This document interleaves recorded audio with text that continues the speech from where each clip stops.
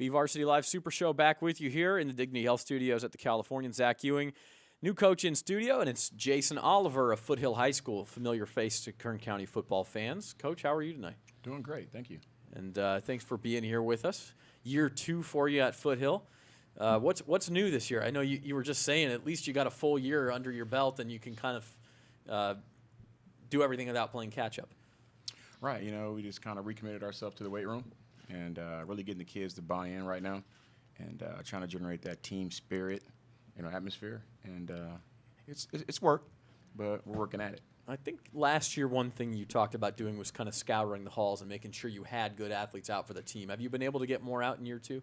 Yes, our team has nearly doubled from last year, which is still not enough, but it was progress, which was the key there, is to show that we made progress. What's the number now?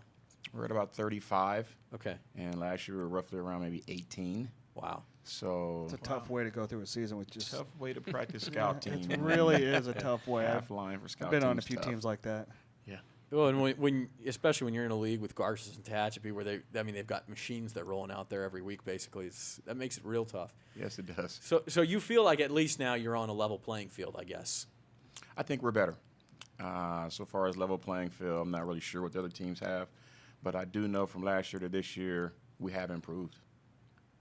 What are some of the guys who you can lean on, whose names we'll hear week in and week out? By position, quarterback, Randy Rodriguez. It was tough a year from last year. Right. But not many quarterbacks play freshman ball and then in one season end up being a starting varsity quarterback. Skip JV, that's tough. So it was pretty tough for him with the tempo. It's a little tougher. Coverage is a little bit tougher. But Joe Fonseca would be our anchor on offensive line, defensive line. And Mike Navarro, which was our offense last year pretty much, will also start at Mike linebacker. So that's really 3 key parts back. How crucial are those guys just in a practice atmosphere to show the other guys how it's done? Well, they bring that intensity because they also felt the burn of 1-9 last year, and what we felt like, late Friday nights and Saturday mornings. So that kind of let the younger kids realize that, here on varsity, we're serious about what we're doing, and getting better each day is critical. Yeah. You personally played at BHS, played at USC, had a lot of success as a player, had some success at BHS as a coach. When you took this job last year, you knew probably you were walking into a challenge. How challenging was 1-9 for you personally? Very challenging. Some long nights, and you get to the point where you start questioning yourself because you can't get the kids or get the program going in the direction you want to get it going. But I kept my head down. I had some allies on campus. And talk to some other local coaches, and keep your head down, just keep going. It's going to work out. But that's tough to hear when after a L. I don't think there's any good news. Coach, what type of things are you doing programmatically? I mean, Foothill has a rich history around them. Things have changed a little bit, and now you're coming in and you took over a tough program. Like Zach pointed out, it was a challenge you knew was coming in. What type of things are you doing to enrich that tradition, or try to bring it back, or maybe start a new one? I know, tapping into tradition. Foothill has some outstanding athletes that have come through that program. So, we've been reaching out to former Trojans, trying to get them to come back out and speak to the kids. We always preach that our seniors, that's their program. So, we set that leadership role really early and make sure that they are kicking down to the juniors, sophomores, and freshmen, and so on. You like being a Trojan again? That part was great. That was the easy transition. You ever find yourself going, "Oh, I put on the wrong Trojan shirt today," and walk into campus? Yeah, I keep the cardinal and gold around, so I'll be that for life. Yeah. Well, it is kind of funny to see that logo in a different color sometimes when you're used to seeing it. Right. But anyway, it is a traditional Bakersfield school with a history of success. Ned Permenter, I'm sure, he's still around the program from time to time, and they've had some great events out there over the years. Where is the program? I mean, we talked about being a challenge. Last year was a challenge. Are you through the tunnel? Can you see the light at the end of the tunnel? I mean, how close are you to turning that corner, you think? I think we're still a good full year away, program-wise, but we'll show flashes. We're really young. I believe out of the 35, 40 or so we have listed, only 6 are seniors. Wow. So we're sophomore and junior dominated. So even though you're much older than last year, you'll be older still. Right. Yeah. So it's coming. It's coming. Yeah.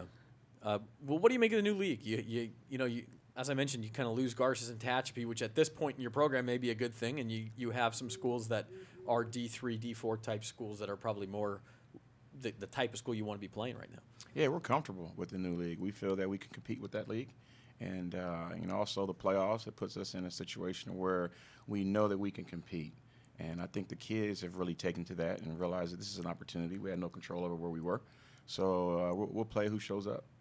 Jason, with such a young team, with only 6 seniors, like you said, is this one of those seasons where you're not looking to next year? You're hoping that these guys are going to improve this year and hope that you're going to be the best you can be once league comes in. You guys can start competing at that time because you know you're going to take your bumps and bruises. You're going to take some learning curve, twists and turns during the season. Is that fair to say? Absolutely. What our quote has been, teach through adversity. So if we run into those bumps, our kids have a hard time, let's yelling and screaming take a back seat and let's teach at that moment. So a year from there, they'll know how to respond in those kind of situations. Let's take a look at Foothill's schedule here. If we can throw that up there. Guys open, I say you lost to Tehachapi, and there it is. There they are. 14 days away. So, and then a trip to Arvin, which is always tough and a traditional, and then Wasco, and then West. I mean, you'll pretty much know what you have by the end of September. Absolutely. That's a tough schedule, and it's a well-coached football teams. So, we'll try to match their intensity. Is the idea, let's play these teams, and then by league, we'll have seen everything we're going to see? I mean, you'll be battle tested, I guess, by that point. Absolutely. Just want to make sure we come through healthy. But you always want to play tough competition to see where your team really lies. But you just want to make sure we stay healthy. How did you said you've doubled this team in size in the last year. Was that you just, beating the pavement, going out, knocking on doors in classrooms, and just finding guys? Are you seeing that there's maybe more of a sense of, wanting to get back to Trojan football on campus there at Foothill? Right. Everyone trying to get back to a tradition of winning, and it's really been a collective effort. Not only myself, but the players as well. Yeah. Going around talking to their friends that, they think they're great players, but they're not on the team. So we draw them out as well. So it's getting there. It's getting there.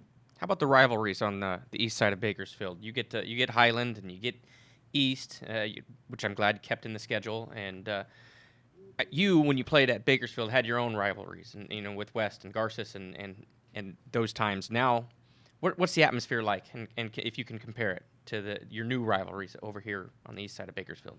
Rivalries are rivalries. And, those are key games, very important to win. I think you can throw a rock from our field to Miramonte, as close as they are. And Highland and East, those games are huge. Those are championship games in our mind. And we have to win those games. Have to win the rivalry games. All right. Yeah, I'm sure the Foothill faithful like hearing that. So, well, Coach, it's like we said, it's year 2, and you guys are sort of feeling your way through. This piggybacks on Trevor's earlier question. How do you define success this year? Is there a number of wins in your mind? You don't have to tell us what it is, but is there a number of wins in your mind that you have, or is it more how you compete? Is it more how you look coming out of the year? I mean, what are you looking for specifically in this year?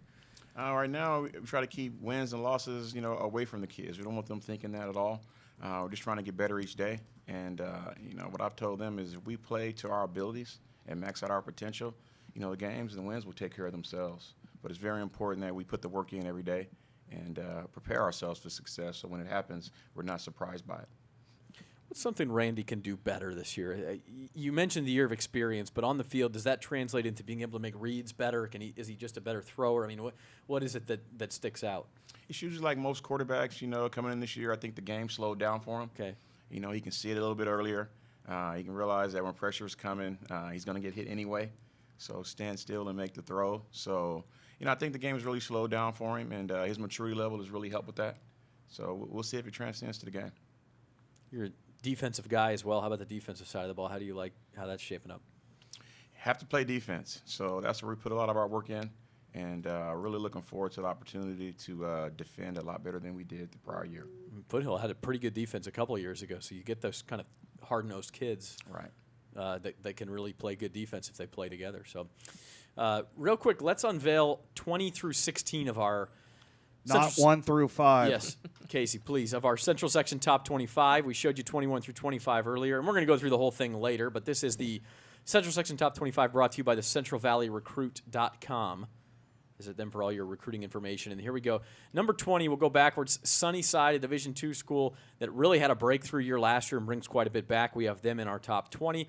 Garces, no Sheldon Croney, new coach. We're going to talk to Tim Anton Giovanni here in a little while, but they're at 19. Then Tehachapi at 18, your SYL team. San Joaquin Memorial, just looking at those rankings, that Holy Bowl between Memorial and Garces ought to be pretty good.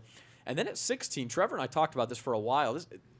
Liberty Madera is a Division V school traditionally. They've won 2 championships in a row and now moving up to 4, but we think they're legit. I think so. I think that they bring a lot of key pieces back, and it's going to make for some tough competition. Yeah. So that is 16 through 20. I raise my eyebrows.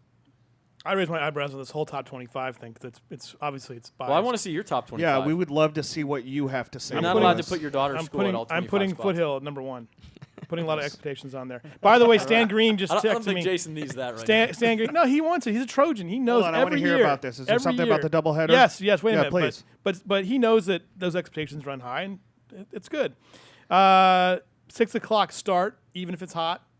CIF event. We can work in water breaks. I've ordered cool weather for that weekend. Cost is for both games. So $10 for both games. Very good. So if you want to see some football, week 0, August the 29th, 2 games for $10 or $5 for the kiddies. Coach, thanks for being here. Good Thanks luck for this having me. year, and we're looking forward to watching that program grow out there. All right, thank you very much. We'll be back with Eric Smith of Golden Valley next on the BVarsity Live Super Show.